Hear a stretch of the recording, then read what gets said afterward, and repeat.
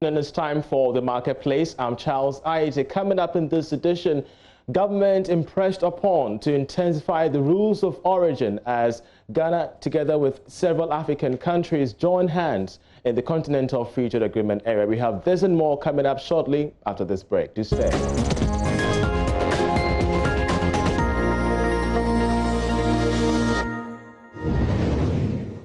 You're welcome to the marketplace. Now, as ECOWAS Parliament backs Nigeria's land border security drills with its neighboring countries, stating that no country is allowed to import into another country what it does not produce, President of the Ghana Union of Traders Association, Dr. Joseph Obeng, has expressed disappointment in government for not protecting the interest of retail traders in Accra.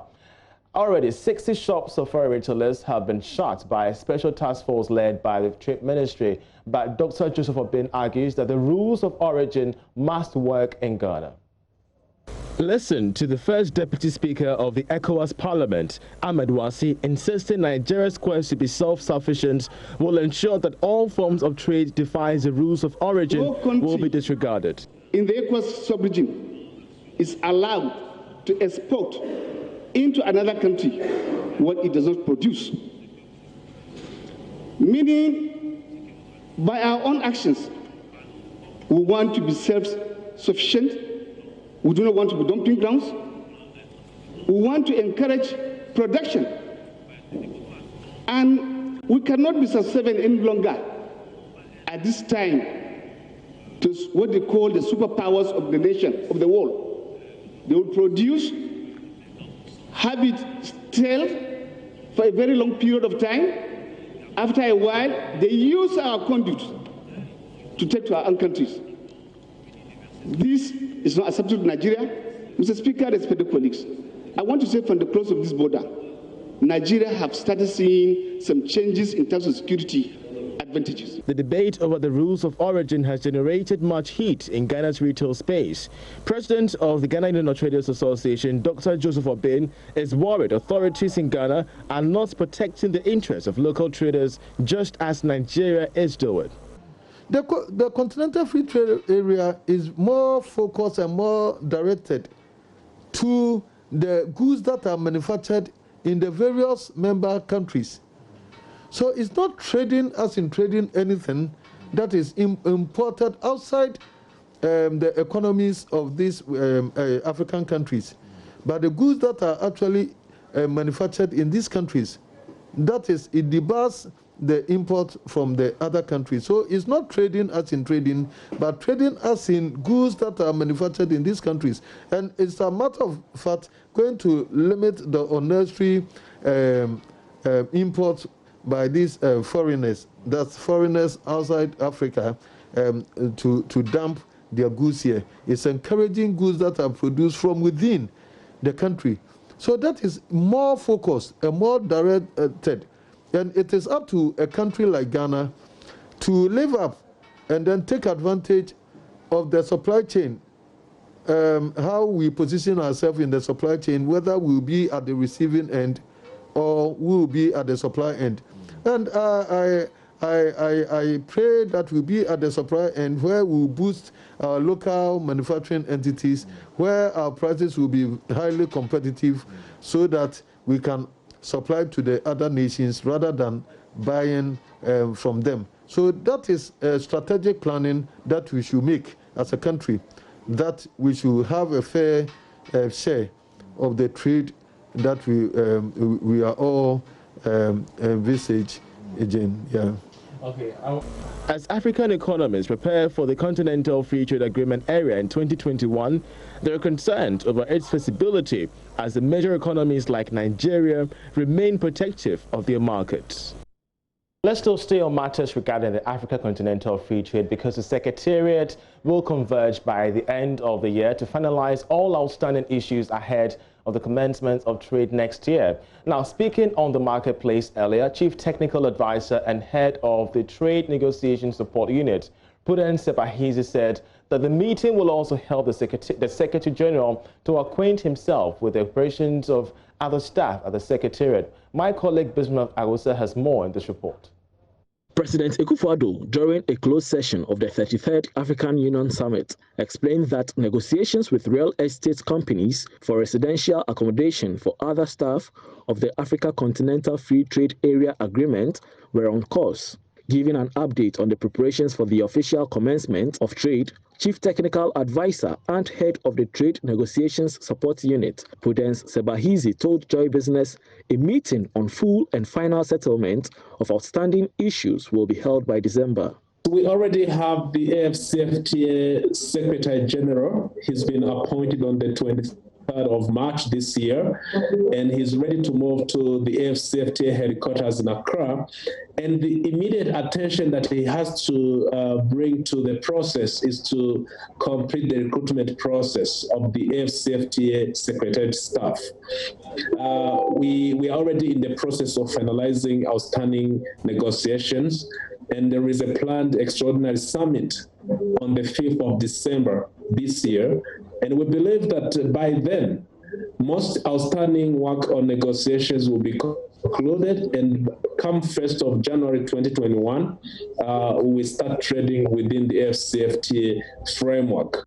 Ahead of the full implementation in 2021, there is part of the agreement regarding the route of origin and retail laws yet to be firmed up.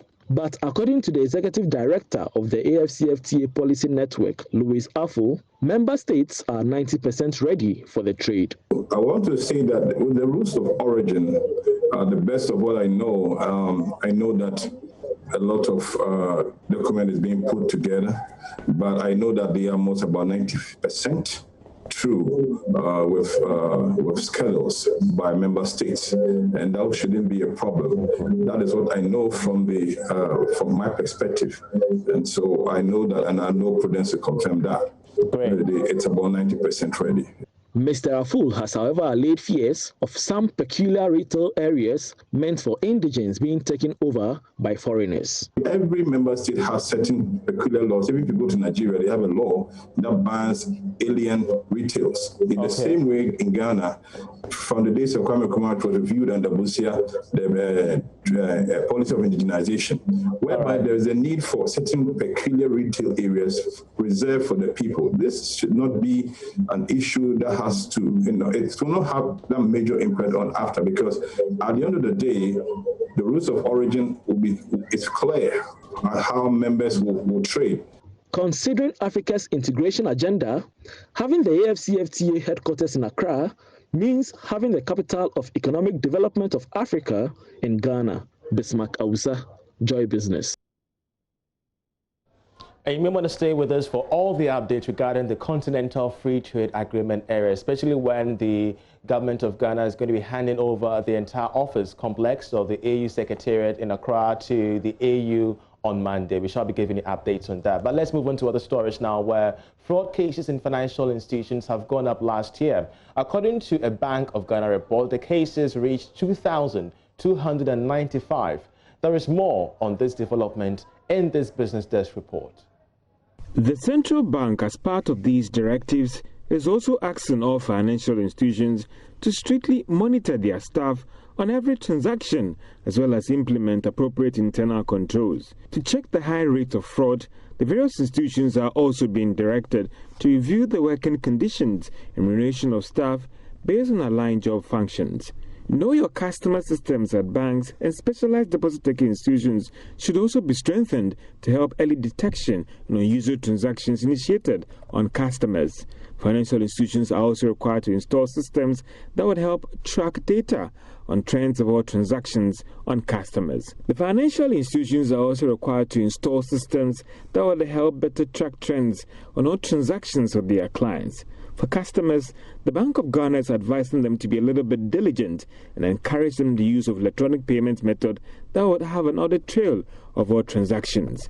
Check printing houses are also not being left out of this, as the regulator has directed them to strictly abide by the Bank of Ghana's regulations that help check against the cloning of checks. The recommendations follow rising fraud cases in financial institutions, which hit 2,295 ending last year, representing a 5% jump over what was recorded in 2018. The report also showed that suppression of cash and issues relating to deposits accounted for the largest portion of fraud cases reported to the Bank of Ghana.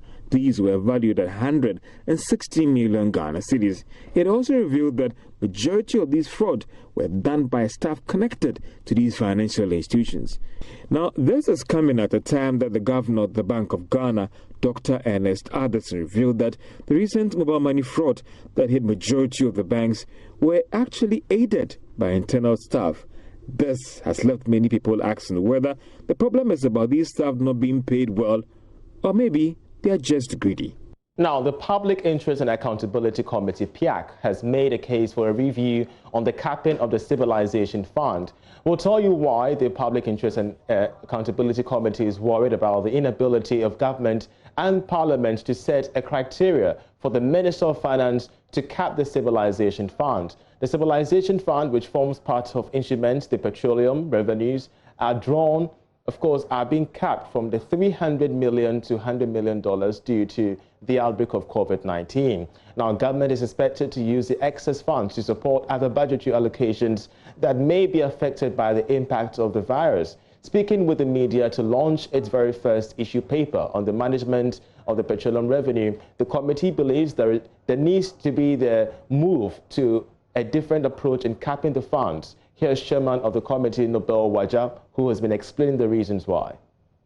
FEDA observed a loophole in allowing the Minister of Finance to place a cap on the Ghana Stabilization Fund at his or her discretion, as may be necessitated by macroeconomic conditions, albeit with the approval of Parliament. Yet to place a cap on how much can be accrued to the fund, is not established criteria. There is no established criteria for the determination of the cap and use of the proceeds. So the minister has a discretion to determine the threshold for the capping of the stabilization fund, yet there are no established criteria for him to do or to go on this trend, even though he has to do it with the approval of Parliament. We note with concern that 10 years into oil, the effectiveness of an investment advisory committee, which is embedded in law, is difficult to measure.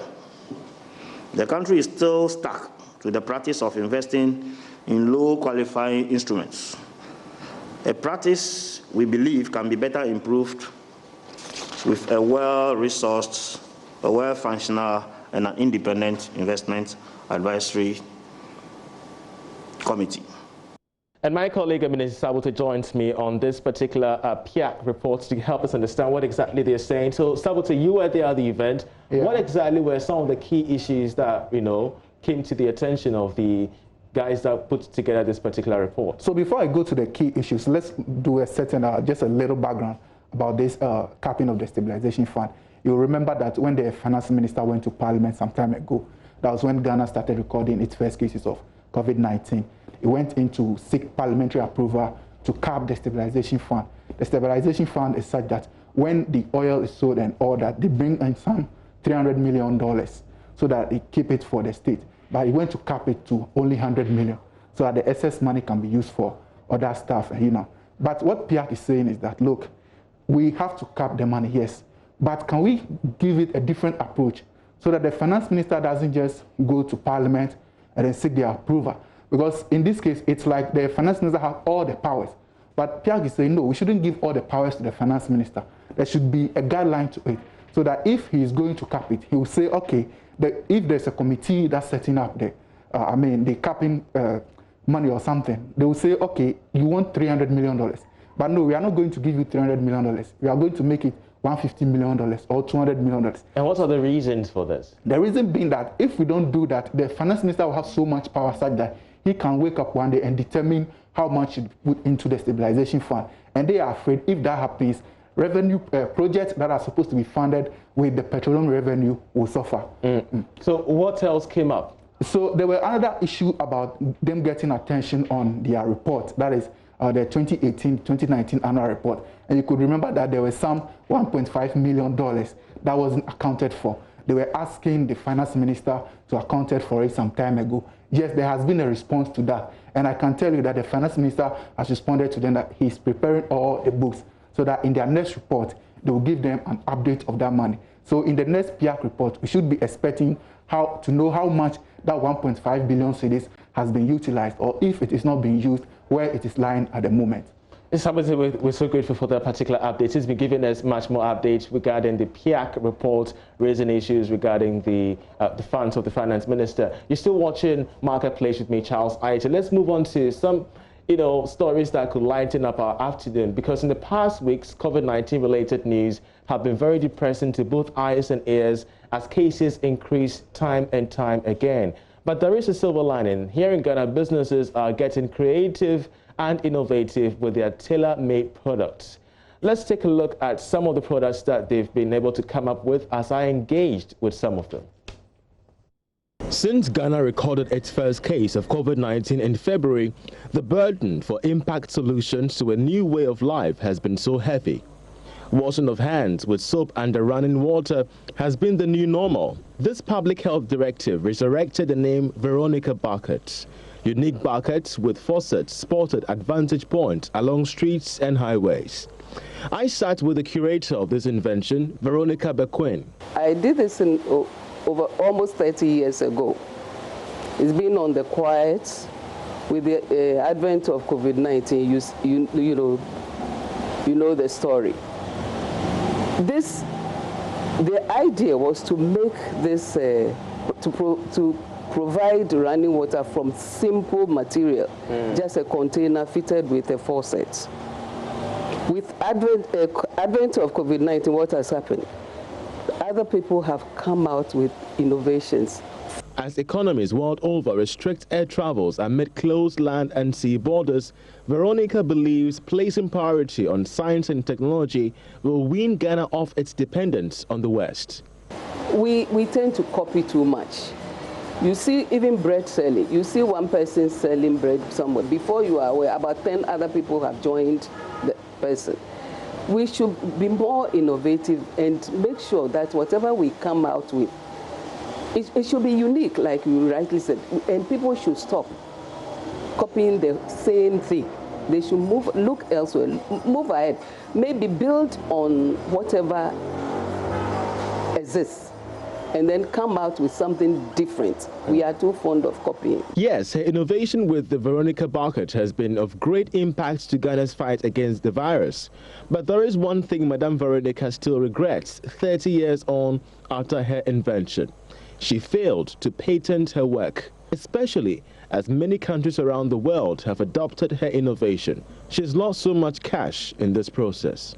I didn't look ahead to improve upon it, or I never thought that it would be this popular. I didn't patent mine, which was a big mistake on my part.